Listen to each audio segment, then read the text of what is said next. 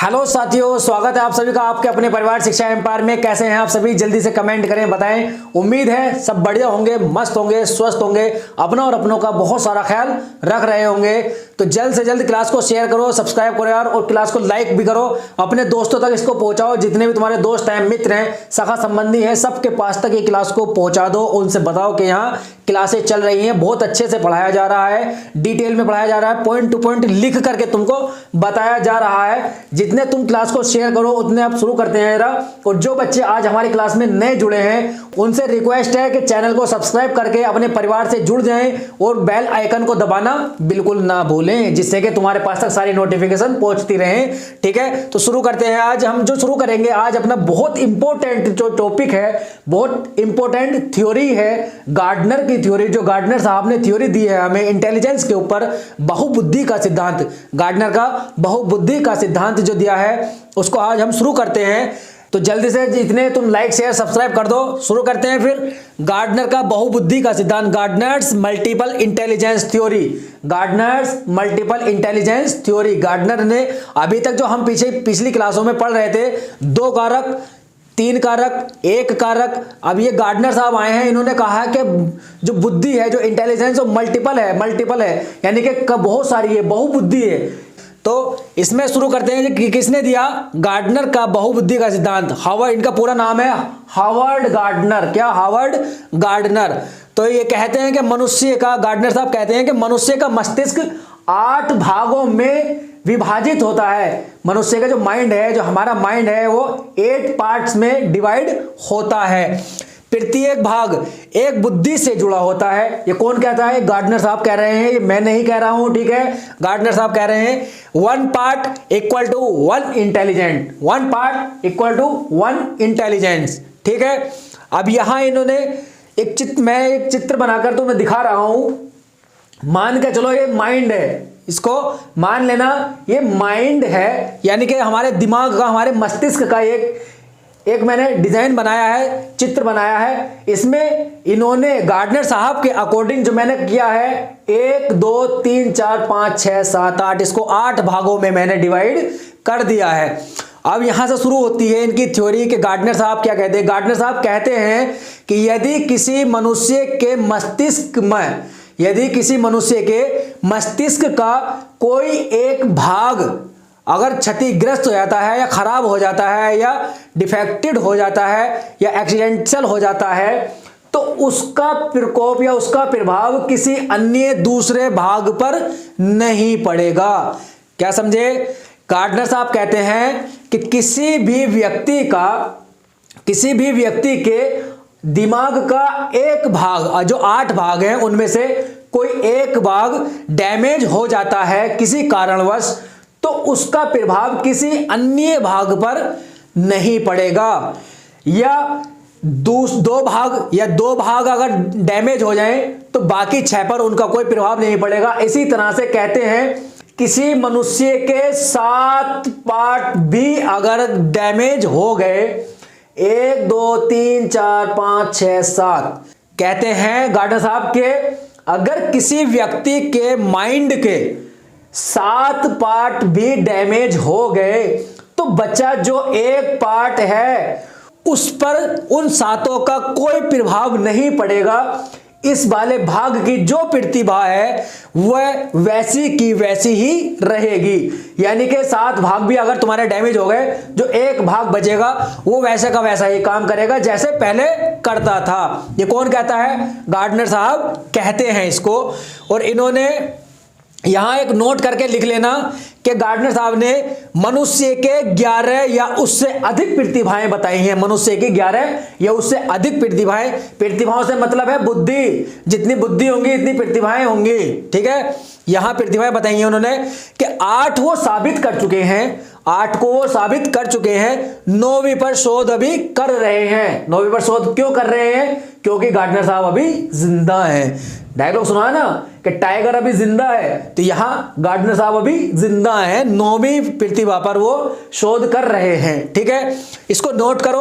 आगे हम देखते हैं इनको जो 8 इन्होंने बताई हैं, 8 प्रकार की जो इन्होंने बताई हैं, उनको एक एक करके अभी हम देखेंगे। यहां उनके बारे में जानेंगे, कौन कौन सी बताई हैं, एक एक नाम देखेंगे, उनके बारे में बताएंगे क्या उसकी विशेषता है। इसको जल्द से जल्द नोट करो, नोट करते रहो, नोट करते रहो। नोट करने में कंजूसी बिल्कुल मत करना, नोट करने में कंजूसी बिल्कुल मत करना, क्योंकि नोट करते करते ही तुम्हारे आधी चीजें याद हो जाएंगी। तो नोट करो जल्दी से यार इसको, आगे चलते हैं फिर।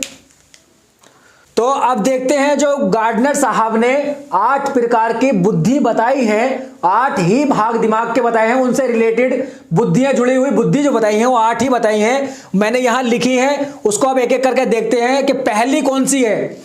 पहली है verbal linguistic, verbal linguistic intelligence या भाषागत बुद्धि। कौन सी? भाषागत बुद्धि।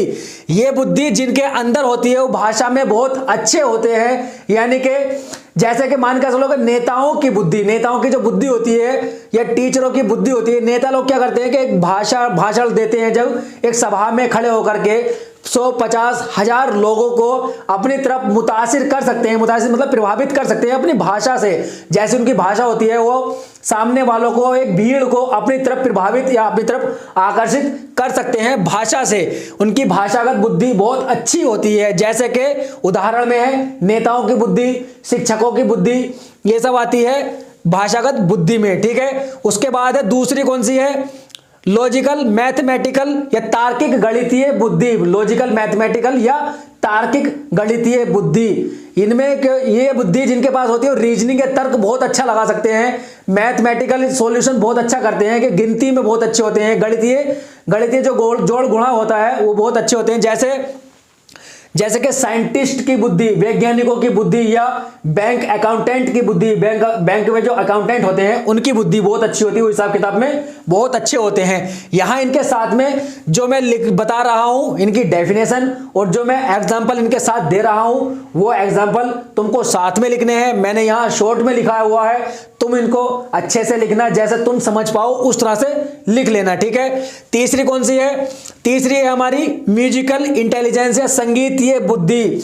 ये बुद्धि जिनके अंदर होती है वो संगीत में या गाने में बहुत अच्छे होते हैं, जैसे कि अरिजीत सिंह की बुद्धि। ठीक है, जैसे कि यहाँ उदाहरण में अरिजीत सिंह है, आतिफ असलम है और राहत फतेह अली खान है और कुमार सानू है। ये सब क्या है? इनकी इंटेलिजेंस जो म्यूजिकल इंटेलिजेंस है वो बहुत अच्छा है। ठीक है, उसके बाद आती है चौथी कौन सी है हमारी? स्पेशल इंटेलिजेंस या दिशात्मक बुद्धि। दिशात्मक बुद्धि जिसके अंदर होती है उनको पता होता है कि कितनी जगह में मैं कितनी चीज कितना डेकोरेशन कर सकता हूं, कितनी जगह में कितनी वस्तुओं को रख सकता हूं। जैसे कि एक ड्राइवर को मान के चलो, ड्राइवर होता है ना, ड्राइवर को पता रहता है कि मेरी कितनी बड़ी गाड़ी है और सामने जगह कितनी है, उस जगह में मेरी गाड़ी जा सकती है या गेट में मेरी गाड़ी जा सकती है या नहीं। ये क्या है? दिशात्मक बुद्धि है। जैसे कि आर्किटेक्चर होते हैं, उनको पता होता है कि वो छोटी सी जगह में बहुत अच्छा मकान बना सकते हैं, उनमें क्या होती है? दिशात्मक बुद्धि होती है। ठीक है, लिखते रहना साथ में, कहीं कंफ्यूजन हो तो कमेंट करके बता देना। ठीक है, 4 हो गई। 5वीं हमारी बॉडीली काइनेस्थेटिक बुद्धि या शारीरिक गति संवेगी बुद्धि।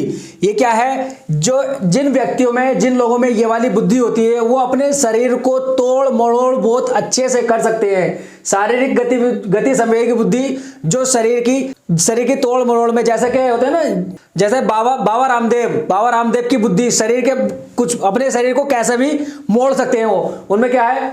शारीरिक गति संवेगी बुद्धि है। ठीक है, उसके बाद है हमारी छठी इंटरपर्सनल इंटेलिजेंस, आत्मबुद्धि। आत्मबुद्धि मतलब सामने वाले की भावनाओं को समझ पाना। जैसे कि साइकाइट्रिस्ट होते हैं, वो सामने वाले के दिमाग को पढ़ लेते हैं, वो उसको समझ पाते हैं कि क्या है इसके अंदर, क्या चल रहा है। जैसे कि लीडर होता है, जो अपनी टीम का लीडर होता है, अपनी टीम की भावनाओं को समझता है, वो समझ जाता है कि मेरी टीम में जितने व्यक्ति हैं उनके अंदर क्या क्या चल रहा है, उसको अब एक व्यक्ति को देखकर वो समझ जाता है। ऐसे ही टीचर है, टीचर अपनी कक्षा में बैठे हुए सभी बच्चों की भावनाओं को समझता है, सभी बच्चों के दिमाग को पढ़ लेता है कि उनके दिमाग में क्या चल रहा है।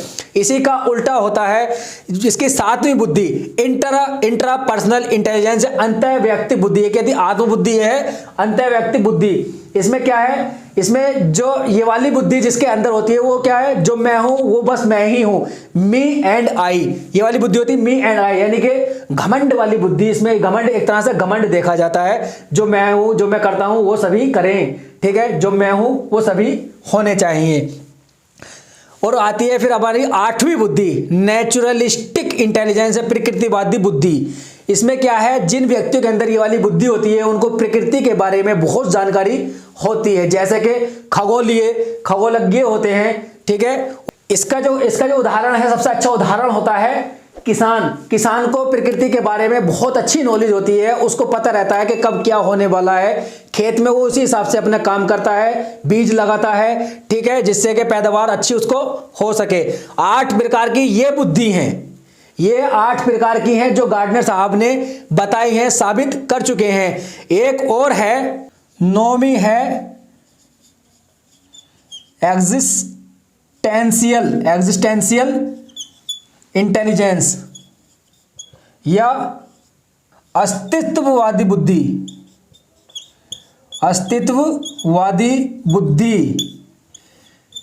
इसका सबसे बड़ा उदाहरण है महात्मा बुद्ध, ठीक है। मतलब जो दुनियावी चीजों से बहुत दूर रहते हैं, जिनको दुनिया से कोई मतलब नहीं रहता है, वो बस अपने क्या साधनाओं में व्यस्त रहते हैं, ठीक है। तो होते हैं अस्तित्ववादी बुद्धि, साधुओं की बुद्धि, ठीक है, ये सब होती है अस्तित्ववादी बुद्धि।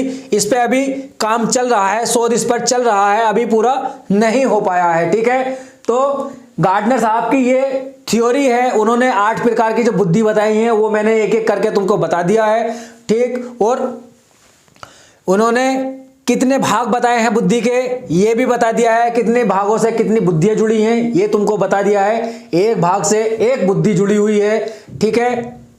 तो आज इसको कंप्लीट करो, इसको नोट करो जल्दी से जरा। और इसका जो शैक्षिक आशय है, इसका जो थ्योरी दी गई है बहुबुद्धि वाली, इसका जो शैक्षिक आशय है, यानी कि शिक्षा में हमारी जो शिक्षा है उसमें कैसे इंप्लीमेंट इसको किया जा सकता है। इसमें जैसे कि इन्होंने बताया है कई सारी बुद्धि होती हैं, यानी कि अंतः व्यक्तिगत होती है, अंतः व्यक्तिगत यानी कि इंडिविजुअल होता है, उसके हिसाब से ही हमको स्कूल में एग्जाम्पल बच्चों को देने चाहिए कि किसको कितना कौन सा एग्जाम्पल समझ में आता है, किसी को कौन सा एग्जाम्पल समझ में आता है। सबकी बुद्धि एक जैसी नहीं होती है, सबको अलग अलग तरीके से समझाना है, पढ़ाना है, ठीक है। फिर नोट करो इसको।